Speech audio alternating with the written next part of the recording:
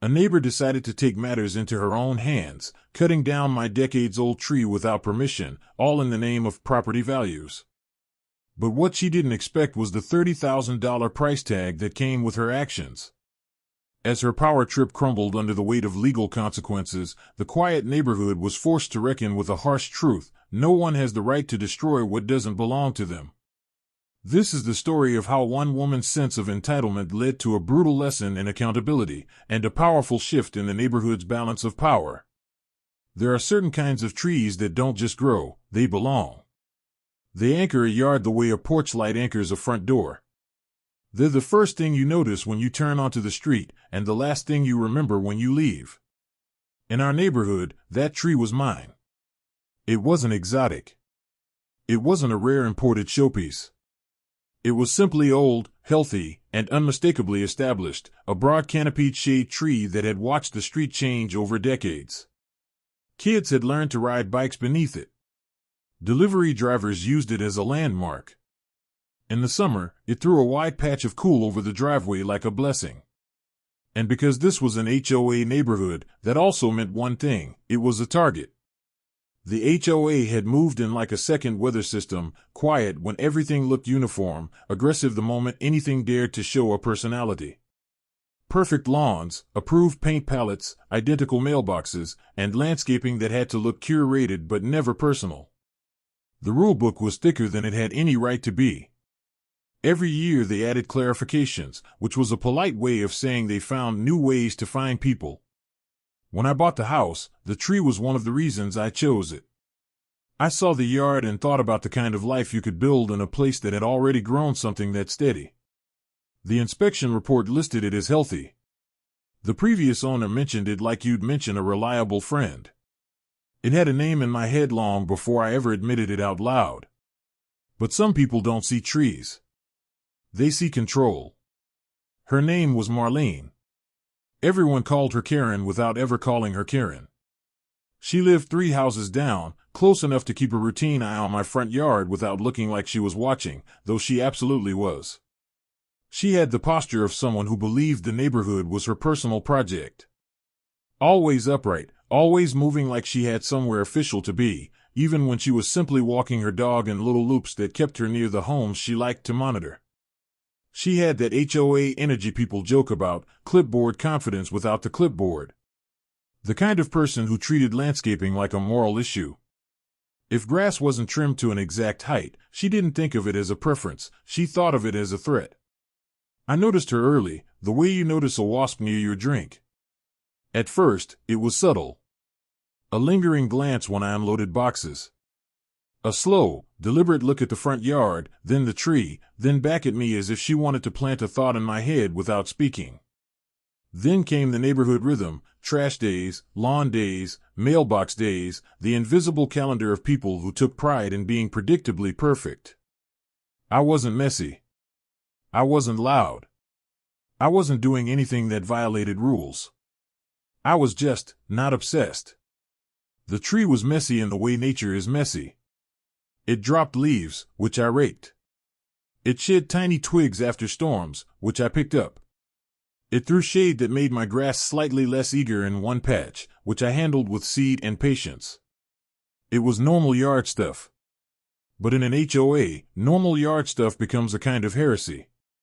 The first real sign came as a notice taped to my door one afternoon. The paper was crisp, printed in the HOA's formal language, heavy with phrases like "in violation of community standards" and "corrective action required." It wasn't a fine. It was what they called a courtesy warning, which is HOA speak for "we're warming up the penalty engine." The issue listed wasn't even the tree directly. It was excessive leaf debris and uneven lawn coloration in the front yard. It included a photo from the street, taken at an angle that made the shaded patch look like a dead zone. The notice gave me 7 days to restore uniformity and warned that repeat issues could lead to fines. It was laughable. Also, it wasn't. Because HOA enforcement doesn't depend on logic. It depends on paperwork. I handled it the way most sane people try to handle HOA nonsense. I did the reasonable things. I raked. I reseeded. I watered. I took my own photos after cleanup, timestamped, documenting that the yard was in good shape. I mailed a polite response. Not emotional, not combative, just factual. That should have been the end of it. Instead, it became the beginning of a pattern. Every few weeks, another courtesy warning. Always something that circled back to the tree without naming it. Leaves. Shade. Mulch color. Branches that were overextended. One notice claimed a branch was encroaching over the sidewalk even though it was clearly well above head height and nowhere near obstructing anything. Another cited aesthetic inconsistency because the shaded section didn't match the rest of the lawn's green tone. It wasn't enforcement. It was harassment dressed as procedure. And the weirdest part? The HOA board wasn't that aggressive with anyone else. You could tell because the neighborhood still had its small, human imperfections. Someone had a garden gnome collection, someone else had a slightly mismatched fence stain. A few houses had holiday lights that definitely stayed up past the approved window. The HOA tolerated those things. But my tree? That tree made someone itch. You could almost feel the pressure building around it, like the neighborhood itself was leaning in. People don't like conflict with HOAs. They don't like being noticed. So when one house becomes a project, everyone watches quietly. They won't defend you because they don't want to become the next target. And Marlene? Marlene thrived in that silence. I started noticing how often she positioned herself near my property line. Not on it. Not trespassing, exactly. Just near. The kind of behavior that stays technically legal while still feeling invasive. She'd pause near the sidewalk and stare at the tree canopy as if inspecting it for crimes. She'd be out there after storms, scanning for fallen branches like a detective hoping for evidence. Then came the soft social pressure. A neighbor I barely knew started casually mentioning property values as if it were the most natural topic in the world. Someone else made a comment about how some trees age out and get dangerous, even though mine was healthy and well-maintained. It was like a whisper campaign, and I knew exactly where it started. So I did what you do when a tree becomes an HOA battleground. I brought in an arborist. Not because I thought the tree was sick. Not because I was worried about safety. But because I wanted professional documentation. I wanted a report that said, clearly, that the tree was healthy, stable, not a hazard, and properly pruned. The arborist came out on a sunny morning, did his measurements, checked the trunk, examined the canopy, and tested for signs of rot. He walked the perimeter and confirmed the tree was well within my property line. He explained its age range, its overall condition, and the small maintenance suggestions that are normal for any mature tree. When he was done, he emailed me a detailed report with photos, the kind of report that looks unimpeachable because it is. I thought, for a brief moment, that this would shut it down. Because in a reasonable world, facts end arguments. But HOA drama doesn't live in a reasonable world. It lives in a world where power is the point. Within a week of me getting the arborist report, I received a new HOA notice, this time not a courtesy warning, but a formal violation. It claimed the tree was creating ongoing aesthetic disruption and contributing to chronic lawn inconsistency. It demanded corrective action that included tree trimming or removal to restore uniform lawn appearance. Removal. They were actually putting it in writing, remove the tree to make the lawn look more even. I read the notice twice, thinking I must be misunderstanding something. But it was right there, wrapped in the HOA's polished language like a threat sealed in velvet. They gave a deadline. They listed potential fines. They hinted at additional remedies if I didn't comply. I responded with the arborist report, a copy of my property survey, and my own photos. I referenced the sections of the HOA rules that covered landscaping and pointed out there was no requirement for lawns to match perfectly in areas impacted by shade. I asked for clarification on how a healthy tree could be considered a violation. The answer, when it came, was cold and unhelpful. It didn't address the report. It didn't acknowledge the survey. It repeated the complaint, restated the demand, and reminded me of the deadline. That's when I understood something important. This wasn't about rules. This was about a person. And Marlene was that person. It wasn't hard to connect the dots. HOA boards don't spontaneously decide that a healthy tree needs removal because grass is slightly different shades. Someone had been pushing. Someone had been complaining. Someone had been calling it an eyesore and making it sound like a community crisis. I started keeping a log. Dates. Times. Notices received. Photos. Copies of correspondence. I saved everything. I kept it organized, because that's how you survive HOA conflicts, by becoming your own legal department. And as I documented, the pressure continued to intensify. More notices. More language about urgent compliance. More references to community standards. It was like they were ramping up to something, testing how far they could push me before I cracked. But I wasn't going to remove the tree. Not because I'm sentimental, though I am. Not because I wanted to win, though I did. But because it was my property, my investment, and my right. And because the idea that a neighbor could bully you into cutting down something living and healthy for the sake of uniformity was the kind of nonsense that deserved resistance. Still, I had no idea how far Marlene was willing to go. Because in her mind, she wasn't just enforcing the neighborhood standards. She was saving it. And the moment she decided the HOA wasn't moving fast enough, she started looking for a shortcut. By the time the next weekend arrived, I had a folder of documentation, an arborist report, and a growing suspicion that this was heading into something uglier. I just didn't realize the ugliest part was about to happen when I wasn't even home. And when it did, it wouldn't be a warning. It would be the sound of a chainsaw. The morning my tree disappeared started like any other ordinary weekday. No sense of doom. No warning signs. Just routine, coffee, and the quiet confidence that nothing catastrophic happens in broad daylight in a quiet HOA neighborhood. That belief didn't survive the afternoon. I wasn't home when it happened. That detail matters, because if I had been, the story would have taken a very different path. Instead, I was across town, unaware that someone else had decided to take control of my property in the most irreversible way possible. It began with a phone call. At first, I ignored it. Unknown number. Probably spam. Then it rang again. And again. On the fourth call, I answered, already irritated, expecting a robocall or a wrong number. What I got instead was a neighbor's voice, tight, rushed, and uncomfortable. The kind of voice people use when they know they're about to deliver bad news but don't want to be involved in it. She told me there were trucks outside my house. She told me men were cutting down my tree. For a moment, my brain refused to process the words. They didn't fit together logically. Trees don't just get cut down. Not healthy ones. Not without permits. Not without the owner present. Not in an HOA that obsesses over approval forms for fence paint. I asked her to repeat herself. She did. Slowly this time. Trucks. Chainsaws. My tree. I left immediately. The drive home felt unreal, like the world had tilted slightly off its axis.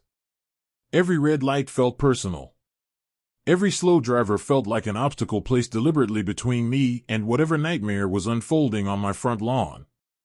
When I turned onto my street, I saw the crowd before I saw the damage. Neighbors standing in clusters. Phones out. Arms crossed. People watching in that specific HOA way, concerned, curious, but unwilling to intervene. The sound hit next, the unmistakable mechanical growl of chainsaws chewing through something solid. By the time I pulled into my driveway, it was already too late. The tree was gone. Not trimmed. Not pruned. Gone. Where its trunk had stood for decades, there was now a wide, raw stump ringed with sawdust. Branches lay stacked in pieces along the curb like discarded limbs. The canopy that once shaded half the yard was reduced to debris waiting for a chipper. It felt violent. That's the only word that fits.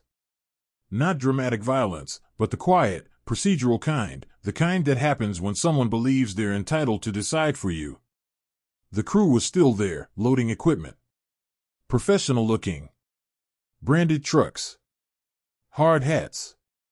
This wasn't some impulsive act with a borrowed saw. This was planned. And standing on the sidewalk, just far enough away to avoid looking involved, was Marlene. She wasn't panicking. She wasn't surprised. She wasn't even pretending confusion. She was watching. I didn't confront anyone. Not yet. Shock has a way of making you quiet before it makes you angry. I walked the perimeter of the stump. I touched the exposed wood, still fresh, still damp. I took photos. Dozens of them. Wide shots. Close-ups. The crew. The trucks. The license plates. The timestamps. Documentation mode kicked in like muscle memory.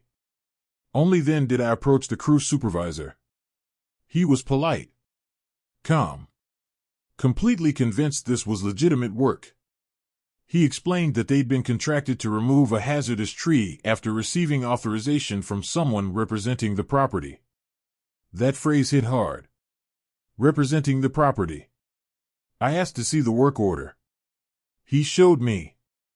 The paperwork listed my address. It listed the tree. It cited risk mitigation and community standards. And under the authorization line, there was a name. Not mine. Marlene's. She had signed it. She hadn't forged my signature. She hadn't pretended to be me. She had simply acted as though she didn't need my permission at all. As though her role as an HOA enforcer, or whatever she believed herself to be, gave her the authority to make decisions about my property. The crew had done what crews do. They had followed paperwork. They had removed what they were told was a problem. They didn't know they were cutting down a healthy, privately owned tree without the owner's consent. From their perspective, this was routine. From mine, it was trespass, destruction of property, and something far more serious. By the time they finished packing up, the damage was complete. No undoing it. No replanting a decades-old tree. No rewinding the sound of chainsaws. Marlene lingered just long enough to be seen, then disappeared back toward her house. The HOA office, when I called, was useless in the way only bureaucracies can be when something goes horribly wrong. They claimed ignorance. They said they hadn't approved removal. They said they'd look into it. They spoke in passive voice, careful not to assign blame. But they didn't deny the complaints. They didn't deny the pressure. They didn't deny that Marlene had been their most vocal advocate against my tree. By the end of the day, my front yard looked exposed and wrong. The shade was gone. The temperature felt harsher. The house looked smaller without its natural frame. The stump sat there like an accusation. Neighbors stopped by in waves, offering sympathy in careful, noncommittal tones. Everyone agreed it was unfortunate. No one admitted they tried to stop it. A few mentioned they'd assumed I'd approved it. A couple admitted they thought it seemed extreme but didn't want to get involved. That's how these things happen. Not in secret, but in public silence. That night, I barely slept. Anger doesn't always explode immediately. Sometimes it simmers, methodical and focused. I replayed the events over and over, each time noticing another detail that made it worse. The lack of permission. The false authority. The audacity. But what really stuck with me was how confident Marlene had been. She hadn't hidden. She hadn't rushed. She hadn't looked worried. She believed she was right. And people like that don't act alone. They act because they believe the system will protect them. Because they believe consequences only apply to other people. The next morning, I started making calls. Not to argue. Not to complain. To document. First, the city. The tree, as it turned out, required a permit to remove. Not because it was rare, but because of its size and age. The city confirmed no permit had been issued. That alone was a violation, with significant penalties. Then a lawyer. Property damage. Trespass. Unauthorized removal of a protected tree. The words came back calm, professional, and very clear. This wasn't a minor dispute. This was serious. The arborist came back out at my request and updated his report. He documented the stump, the condition of the remaining roots, and reiterated that the tree had been healthy and non-hazardous. He estimated its value based on age, size, species, and replacement cost. The number was higher than I expected. Much higher. Tree law is a strange, powerful corner of the legal world. Mature trees aren't valued like lumber. They're valued like assets. And when someone destroys one without permission, the law doesn't shrug. It calculates. Replacement cost. Loss of property value. Environmental impact. Sometimes even treble damages. By the end of the week, I had a thick folder filled with evidence. Photos. Reports. Emails. Work orders. HOA notices. The arborist's valuation. And a growing realization that Marlene had made a catastrophic mistake. Because this wasn't about HOA fines anymore. This wasn't about lawn color. This was about someone taking it upon themselves to destroy private property they did not own, under an authority they did not have. And the law doesn't care how righteous you felt when you did it. It only cares what you destroyed. As the stump sat there, slowly drying under the sun, I realized something else too. Marlene hadn't just cut down a tree. She had cut down her own protection. And the next chapter of this story wouldn't involve warnings or courtesy notices. It would involve numbers. Big ones. The first legal letter arrived on a Tuesday morning, slipped into my mailbox like any other piece of mail. No dramatic delivery. No raised voices. Just a thick envelope with a return address from a law firm whose name alone suggested seriousness. That was the moment the situation officially changed. Up until then, the stump in my yard had been the most visible reminder of what happened. A daily, ugly symbol of someone else's entitlement. But the letter marked a shift from emotional damage to legal consequence. From shock to strategy. Inside was a formal notice documenting unauthorized removal of a protected tree, trespass, and destruction of private property. It referenced city ordinances. It cited case law. It included the arborist's valuation as a preliminary figure, not a final demand. The number was already staggering. And this letter wasn't sent to Marlene alone. It went to her, the HOA, and the tree removal company. That wasn't revenge. That was containment. Because the fastest way these situations spiral out of control is when parties start blaming each other.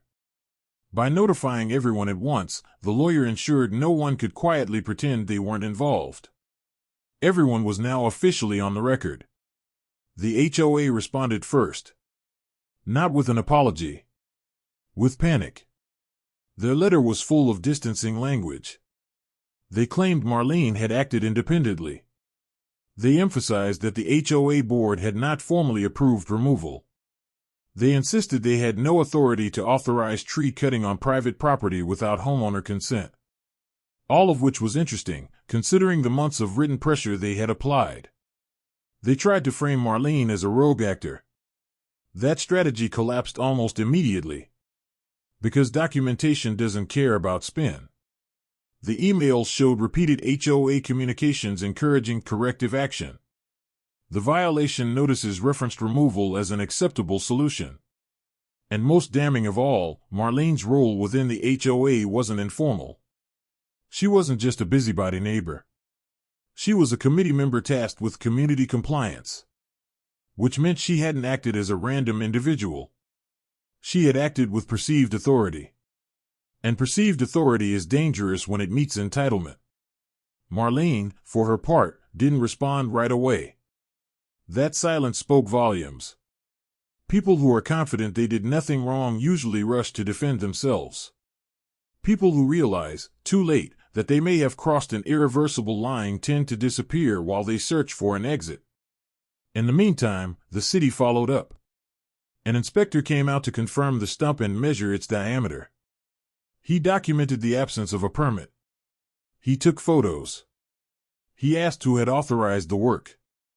When I provided the paperwork, he nodded in that slow, professional way that means, this is going to get expensive for someone. The city issued citations. Not to me. To the person who ordered the removal. And to the company that carried it out without verifying ownership consent. Suddenly, the consequences weren't hypothetical. They were invoices. Neighbors started whispering. The story spread the way HOA drama always does, half facts, half speculation, all fascination. Some people avoided eye contact.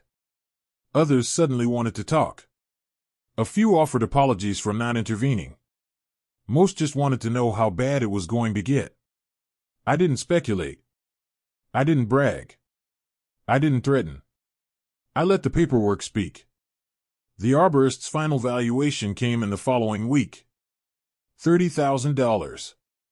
That was the replacement value, not for planting a sapling, but for compensating the loss of a mature tree that couldn't simply be replaced. The figure accounted for age, species, size, shade coverage, contribution to property value, and environmental benefit. Tree law doesn't deal in sentiment. It deals in numbers that reflect time. Time someone else destroyed. When Marlene finally responded, it wasn't directly to me. It was through her own attorney. The tone was defensive. Minimizing. They claimed she had acted in good faith to address a perceived hazard. They argued she believed she had authority under HOA guidelines. They suggested the tree posed a risk and that removal was preventative. None of that held up. The arborist's report dismantled the hazard claim. The HOA bylaws contradicted the authority claim. The lack of permit eliminated the good faith argument. And the work order bearing her name tied everything neatly together. Intent stopped mattering. Impact took over. What made things worse, for her, was timing. The city had recently strengthened its tree protection ordinances after a similar incident elsewhere. Penalties were higher. Enforcement was stricter. Judges were less patient with people who treated mature trees like disposable landscaping. And Marlene had handed them a textbook example. The HOA tried again to distance themselves. They quietly removed Marlene from her committee role. They sent out a vague community email about clarifying enforcement boundaries. They hoped, desperately, that sacrificing her would shield them. It didn't. Because encouragement can be as actionable as authorization when it's documented. The legal process moved forward methodically. Demand letters became settlement discussions. Settlement discussions became negotiations. And negotiations stalled when Marlene refused to accept responsibility for the full amount. She didn't think a tree could be worth that much. That misunderstanding was her final mistake. The lawsuit was filed. Not loudly. Not dramatically. Just filed. Once that happened, the tone changed across the neighborhood. This wasn't gossip anymore. This was public record. Court filings don't care about HOA politics. They care about facts, damages, and liability. Marlene's name appeared in documents that outlined her actions in unemotional detail. Dates. Signatures. Consequences. The tree removal company, facing fines and potential license issues, moved quickly to settle their portion.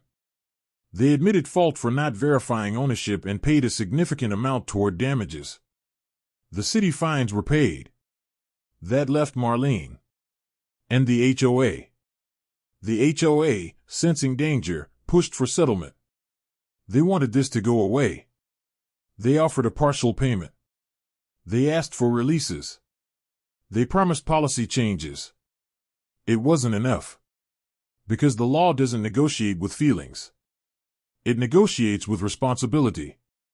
As the weeks passed, the stump in my yard began to crack in weather. The raw wood darkened. Grass tried to grow around it, awkward and uneven without the shade it had adapted to. And with every passing day, the absence of that tree became more than visual. My energy bills went up. The house absorbed more heat. The yard felt exposed. The loss was measurable, ongoing, and permanent. Which is exactly why the law treats tree destruction the way it does. By the time the court date approached, Marlene's confidence was gone. She avoided neighbors. She stopped walking her dog past my house. Her curtain stayed drawn. The woman who once patrolled the street with moral authority now lived behind glass, waiting for outcomes she could no longer control. And the HOA? They learned the hard way that empowering the wrong person can cost far more than a few fines ever could. As Chapter 3 closed, the case was no longer about whether what happened was wrong. That question had already been answered. Now it was about how much that wrong was going to cost. And who was going to pay it. Courtrooms don't feel dramatic in real life. They don't echo with shouting or sudden confessions. They feel quiet, procedural, and almost boring, until you realize that boredom is exactly what makes them dangerous. Everything that happens there is deliberate. Everything is recorded. And everything has consequences. By the time the case reached the courtroom, the story had already shed all emotion. What remained was evidence. Stacks of it. Photos of the tree before removal. Photos of the stump afterward. HOA notices. Emails. Work orders. Arborist reports. City ordinances. Inspection notes. Permit requirements. Timelines. Valuations. Every piece told the same story from a different angle. A healthy, mature tree on private property had been removed without the owner's consent, without a permit, and without legal authority. And the person who ordered it had believed she could. Marlene sat at the defense table looking nothing like the neighborhood enforcer she once was. Gone was the posture of certainty. Gone was the confidence that came from thinking rules existed to be bent in her favor. In its place was someone forced to confront the difference between social power and legal power. The judge didn't care about HOA politics. That became clear immediately. The court wasn't interested in whether the tree was ugly or inconvenient. It wasn't interested in complaints about leaves, shade, or lawn uniformity. Those arguments barely registered. What mattered was ownership. The property was mine. The tree was mine. And permission had never been given. Marlene's attorney tried to lean on intent. Good faith. Community interest. Preventative action. They framed her as someone who had acted out of concern, not malice. That strategy collapsed under cross-reference. Good faith doesn't override law. Concern doesn't grant access. And belief doesn't replace authorization. The arborist testified, calm, professional, and devastating. He explained the health of the tree, its expected lifespan, and the absence of any hazard. He explained valuation in terms that were impossible to dismiss. He explained, in simple language, why you can't just replace a mature tree with a sapling and pretend the loss is minimal. Time, he said, is part of the value. You can't buy time back. The city inspector followed. He confirmed no permit had been issued. He explained the ordinance and why it existed, to prevent exactly this kind of unilateral destruction. He explained the fines that had already been levied and the standards that had been violated. The judge asked very few questions. That was the most unsettling part. When a judge asks a lot of questions, it means they're still deciding. When they ask almost none, it means they're confirming. Marlene's own paperwork became the nail in the case. The work order with her signature. The HOA emails that showed she had been pushing for removal. The absence of any written consent from me. The court didn't need drama. It had clarity. When the ruling came, it was delivered plainly. Liability was established. Damages were awarded. $30,000. The number hung in the air, heavy but inevitable. Not punitive. Not exaggerated. Just calculated. replacement value, loss of use, and associated costs. The judge didn't lecture, didn't scold, didn't moralize. He didn't have to. The number did all the talking. Marlene was ordered to pay. The HOA, after a separate determination, was found partially liable due to documented pressure and failure to restrain a committee member acting beyond authority. They were ordered to contribute a portion of the damages and to cover legal costs. The tree removal company's settlement was acknowledged, reducing the remaining balance, but not enough to save Marlene from the bulk of the consequence. In a matter of minutes, her belief that she was protecting property values transformed into a financial obligation that would follow her for years. The courtroom emptied quietly. No victory laps. No gloating. Just the sound of chairs sliding and people gathering papers. Outside, the air felt different. Not lighter. Just resolved. Back in the neighborhood, the impact was immediate. The HOA board went into damage control mode. Emergency meetings. Policy revisions. Legal consultations. New language added to the bylaws clarifying limits of authority in painfully explicit terms. Marlene resigned from her committee role. Not ceremoniously. Quietly. Her house became noticeably absent from neighborhood activity. No more walks. No more watching. No more comments passed through third parties. The woman who once acted like the final word on community standards now avoided the community altogether. The neighbors noticed. So did the HOA. Suddenly, enforcement became cautious. Notices were worded more carefully. Complaints were scrutinized. The board stopped encouraging creative solutions and started insisting on written consent for everything. Fear has a way of clarifying boundaries. The stump in my yard remained, but it was no longer just a reminder of loss. It was evidence of accountability. Plans were made to grind it down and redesign the space, though nothing would truly replace what had been taken. The shade wouldn't come back in my lifetime. But something else had grown in its place. A lesson. Not just for Marlene. For the HOA. For the neighborhood. For anyone who thinks authority is something you can claim simply because no one stops you. As Chapter 4 closed, the legal battle was over. But the fallout was just beginning. Because consequences don't end at court judgments. They ripple. Money is the part everyone focuses on. The headline number. The $30,000. That's what makes the story viral. That's what people repeat. But money is only the most visible consequence. The real cost showed up slowly, in ways no court ruling could quantify. The first summer without the tree was brutal. Sunlight poured onto the house in a way it never had before, turning rooms that were once comfortable into heat traps. The air conditioner ran longer. The yard dried out faster. The grass struggled in places it had never struggled before, now exposed to direct sunlight it hadn't evolved to handle. It wasn't dramatic. It was constant. Every time I stepped outside, the absence was there. The visual gap. The way the house looked suddenly unfinished, like something essential had been removed and nothing could quite fill the space. Neighbors noticed too. Not in the abstract. In practical ways. People stopped lingering on the sidewalk in front of my house. The spot that had once been shaded and inviting became an open stretch no one paused at anymore. The street felt subtly less friendly, less human. And Marlene? She became a ghost. Her house was still there.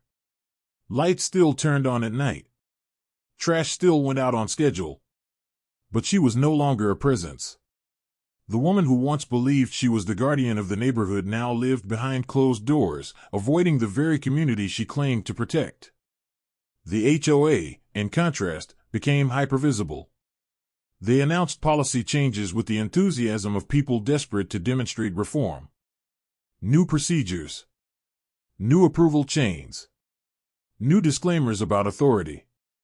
They hired a consultant. They held informational meetings about property rights and compliance limits. None of it brought the tree back. But it changed the tone.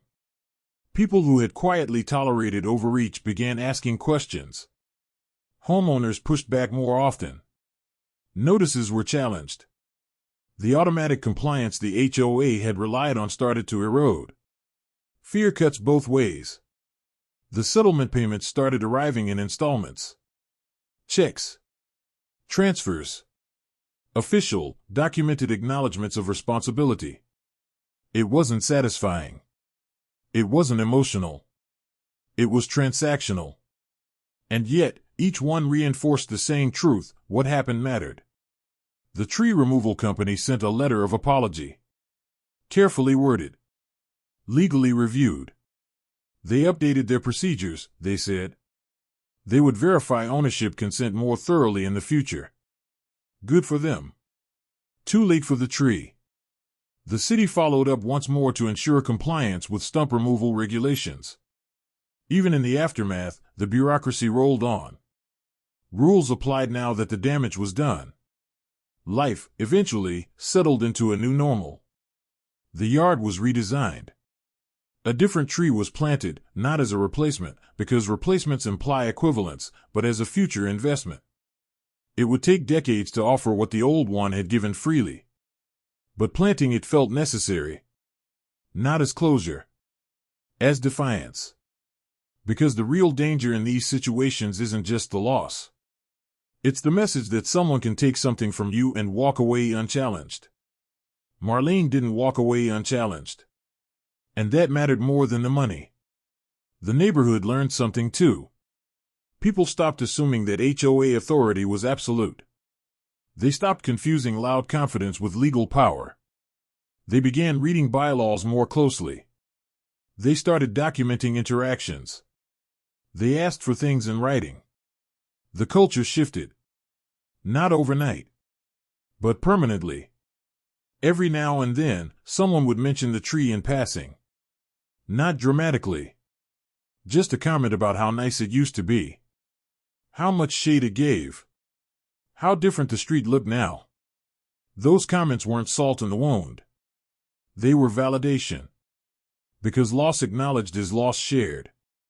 As the seasons passed, the story stopped being gossip and became history. New neighbors heard about it secondhand. The details blurred. The lesson remained.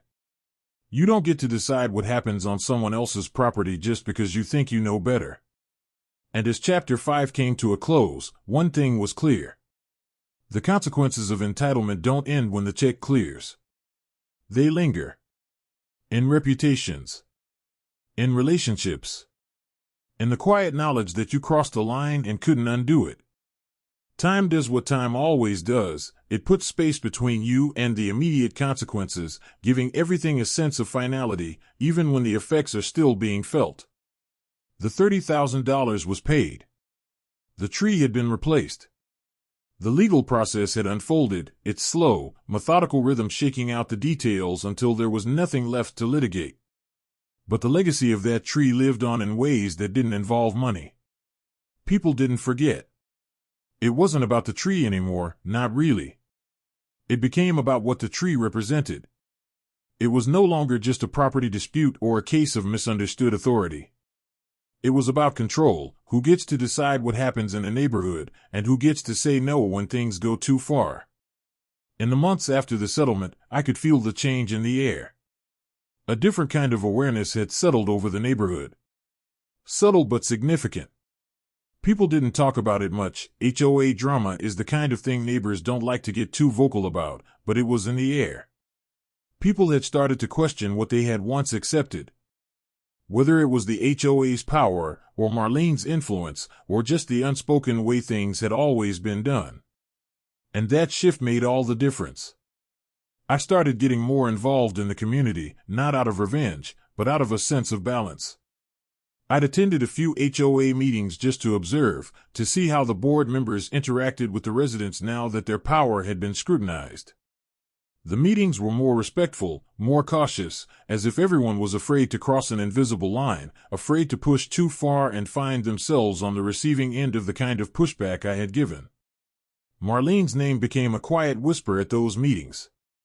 People spoke of her as a cautionary tale, someone who had taken their beliefs about property values too far, someone who had forgotten the simplest rule of all: you can't control other people's homes. People now discussed their complaints with more awareness, ensuring they knew the rules, ensuring they were vocal when they disagreed. The balance had shifted. And Marlene? She was nowhere to be found. Her house still stood, but she had stopped attending HOA meetings. She had stopped walking her dog past my house. She had become a shadow, a reminder that overreach has its price. For me, the change was quieter but no less significant. The legal side of things was over, but the personal side had begun to heal in its own way. The loss of the tree had left a mark I couldn't quite explain to anyone else, an emptiness that wasn't physical, but emotional. The sun felt harsher. The air felt thinner. The yard, once a sanctuary, now felt a little exposed. But I knew that eventually, the new tree would grow. It would take its time. It would never replace what had been lost, but it would be something new. Something that could, in its own way, provide shade again, even if it was a different kind of shelter. More than anything, though, it gave me something to look forward to. Something that represented resilience. The act of planting a tree, any tree, after the storm of destruction that had come before, was symbolic. It was an act of faith in the future, a quiet declaration that I wouldn't let the actions of one person, or a whole HOA, take away my ability to make decisions for myself. As the seasons passed, the new tree began to thrive. It wasn't as large or imposing as the one that had stood there before, but it was growing. Slowly, surely, it started to reshape the yard. The shade started to come back. The house began to feel like it had a natural boundary again, a sense of enclosure, a sense of protection. And that protection wasn't just about the physical space. It was about knowing that I had fought for what was mine. That I had stood up against the tide of entitlement that had once tried to dictate what I could or couldn't have. That I had stood my ground, not with anger, but with the steady persistence of someone who knew the truth. It wasn't just about the tree. It was about the principle. The idea that when you let someone cross a line and destroy what's yours, you allow them to believe they can do it again. But if you fight back, if you assert your rights, the line remains clear. And the next time, they'll think twice. I began to notice the small ways in which my neighbors started to behave differently. When a new issue arose, a complaint about a fence that wasn't up to code, a suggestion about trimming trees in another yard, I could hear the hesitation in the voices.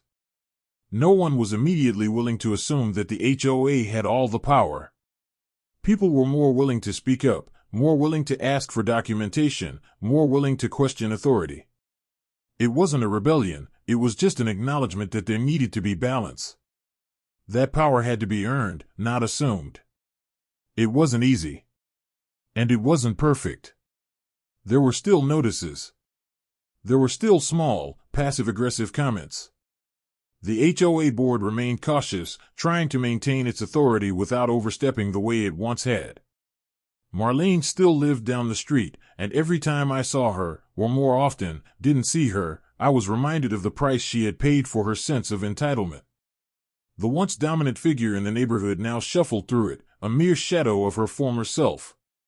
There were no apologies. No grand gestures. No moments of reconciliation. But I didn't need any of that. The legal consequences had been enough. The lesson had been learned, not just by Marlene, not just by the HOA, but by the whole neighborhood. The unspoken rule had shifted. And that, in the end, was the greatest victory. As for the new tree, it was starting to offer its first bit of shade. And, with it, I could finally breathe a little easier.